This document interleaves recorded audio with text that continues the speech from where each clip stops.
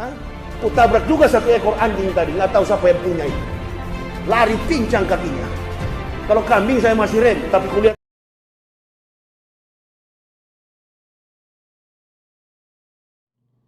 Ya, teman-teman, salam sehat buat kita semua dimanapun kita berada. Saya berharap kita semuanya sehat-sehat saja, teman-teman. Dan kali ini, teman, kita akan membahas yaitu tentang video yang lagi memanas saat ini, teman-teman, dan yang lagi viral, ya. Dimana ada ustadz yang selalu berkoar-koar selama ini yang kita tahu di dalam rata-rata videonya mengkafir-kafirkan orang Kristen, bahkan menentang Bible atau Alkitab orang-orang Kristen, teman-teman. Nah, teman-teman, yang membuat saya lucu dalam cuplikan videonya ini, teman-teman, dan saya sudah tonton videonya sampai habis, yaitu dimana dia menabrak anjing. Dan dia berkata, teman-teman, tadi bertemu anjing dan saya tabrak anjing di dalam sebuah ceramahnya loh, sedang ceramah dia. Nah, teman-teman, dan yang kita tahu selama ini, ya, mereka selalu berkata anjing atau babi itu adalah haram. Bahkan tidak boleh, ya, tidak boleh kena kepada mereka anjing itu karena apa? Najis. Nah, pertanyaan buat saya, teman-teman. Dia udah nabrak anjing nih, udah kena mobilnya, terus dibawanya mobilnya di dosmer. Apa dia tidak punya perasaan dikit ya? Nanti orang itu memegang apa? Najis gitu ya. Atau dia cuci sendiri mobilnya. Waduh, luar biasa banget ya ustadz yang satu ini. Nah, oleh karena itu, teman-teman, tidak usah kita panjang lebar. Mari kita langsung saja saksikan cuplikan video ustadz yang sadis ini. Dan selamat menyaksikan, teman-teman. Murtad. Kenapa murtad? Mengaku ustadz lagi, mantan ustadz. Kita yang dari kafir masuk Islam. Coba tak ibu bapak bandingkan orang yang masuk Islam dengan orang yang keluar dari Islam. Orang yang dari kafir masuk Islam, nama mereka adalah muhtadin, orang yang mendapat hidayah. Orang yang keluar dari Islam namanya murtadin, orang yang murtad. Apa dia alasannya keluar dari Islam? Kebanyakan orang yang keluar dari Islam itu cuma satu alasannya. Apa? Indomie satu bungkus dan beras satu liter.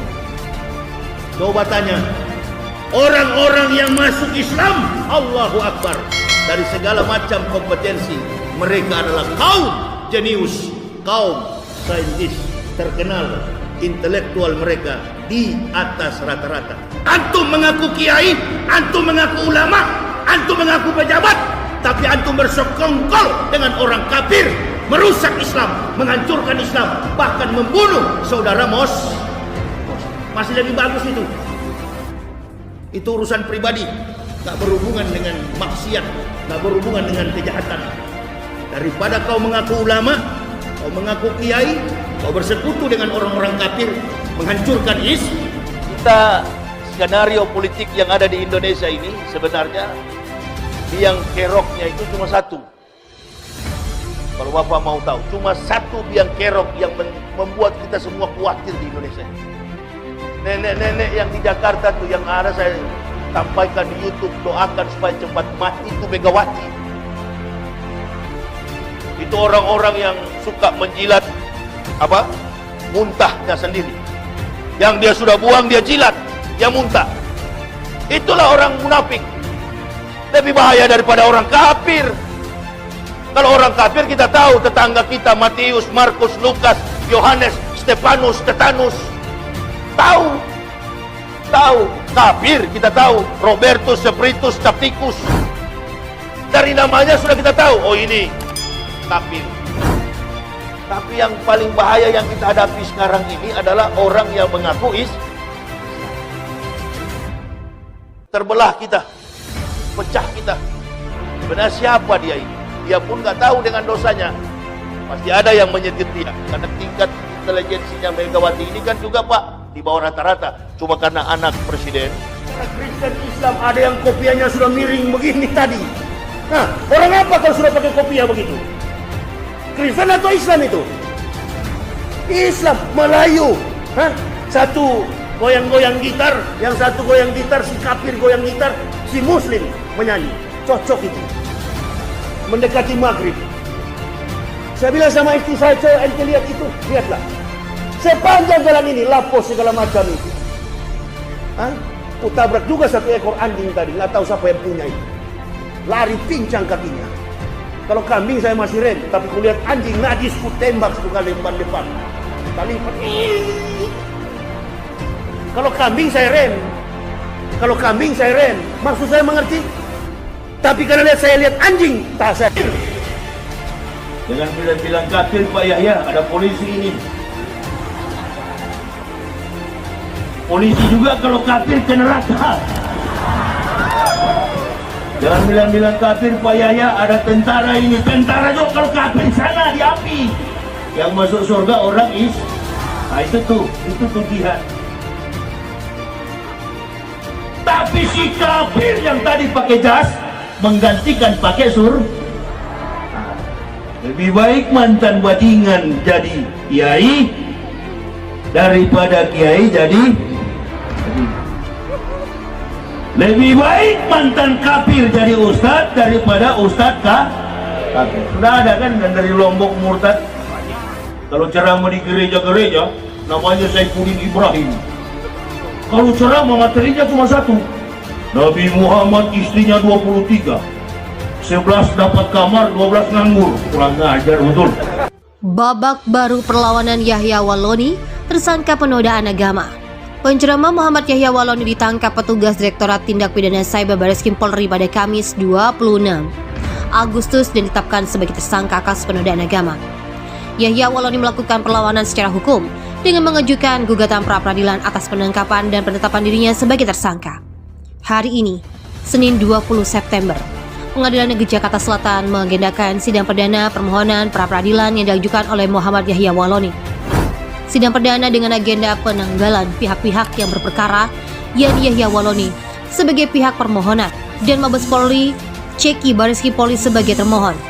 Kuasa hukum Yahya Walloni Abdul Al-Katiri mengatakan, dasar hukum pihaknya mengajukan pra-peradilan yang diputusan Mahkamah Konstitusi nomor 21 PUU 12/2014 yang pada pokoknya menyatakan bahwa lembaga peradilan berwenang untuk menguji sah atau tidaknya penetapan tersangka sebagai pintu masuk upaya paksa dan lainnya seperti penangkapan, penahanan maupun penyitaan.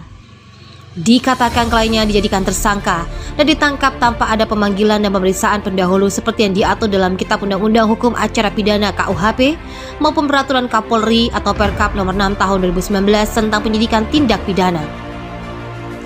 Dalam petitum permohonan pra-peradilannya, Yahya Walloni meminta Hakim Tunggal untuk mengabulkan permohonannya, menyatakan tidak sah permohonan, tidak mempunyai ketentuan hukum, mengikat surat perintah penyidik nomor SPK Sidik 1895/2021 di TV Sidar tanggal 17 Mei 2021. Majelis Hakim diminta menyatakan tidak sah penetapan status tersangka, penangkapan serta penahanan terhadap permohonan Yahya Walloni, serta meminta pemulihan nama baik pemohon. Pihak Mabes Polri belum memberikan komentar terkait permohonan pra-peradilan yang diajukan Yahya Walloni di Pengadilan Negeri Jakarta Selatan, apakah akan hadir atau tidak. Kepala Divisi Humas Polri Irjen Polisi Agro Yuwono dan Karopenmas Divisi Humas Polri Brigjen Pol Rusdi Hartono yang sudah dihubungi via pesan instan WhatsApp belum merespon pernyataan terkait sidang pra-peradilan tersebut. Yahya Walloni dilaporkan bersama pemilik akun YouTube Tridatu. Dalam video ceramahnya, Yahya Walloni menyampaikan Bible tak hanya fiktif tapi juga palsu. Terkait pemilik akun YouTube Tridatu belum dikabulkan penahanan. Kabak Penum Divisi Humas Polri Komjen Polisi Ahmad Ramadan saat dikonfirmasi Selasa 31 Agustus yang lalu. Lebih bahaya daripada orang pihaknya kafir. masih mendalami kepemilikan akun tersebut. Kalau orang kafir kita tahu, tetangga kita Matius, Markus, Lukas, Yohanes, Stefanus, Stetanus. Tahu kafir kita tahu, Robertus, Spiritus, Capticus. Dari namanya sudah kita tahu, oh ini kafir. Tapi yang paling bahaya yang kita hadapi sekarang ini adalah orang yang mengaku Islam. Terbelah kita, pecah kita, cuma karena perempuan berdosa ini. Bukan kecil dosa yang dia lakukan di tengah bangsa masyarakat Indonesia ini. dia obrak-abrik. Benar siapa dia ini? Dia pun nggak tahu dengan dosanya. Pasti ada yang menyetir dia. Karena tingkat intelijensinya Megawati ini kan juga Pak di bawah rata-rata. Cuma karena anak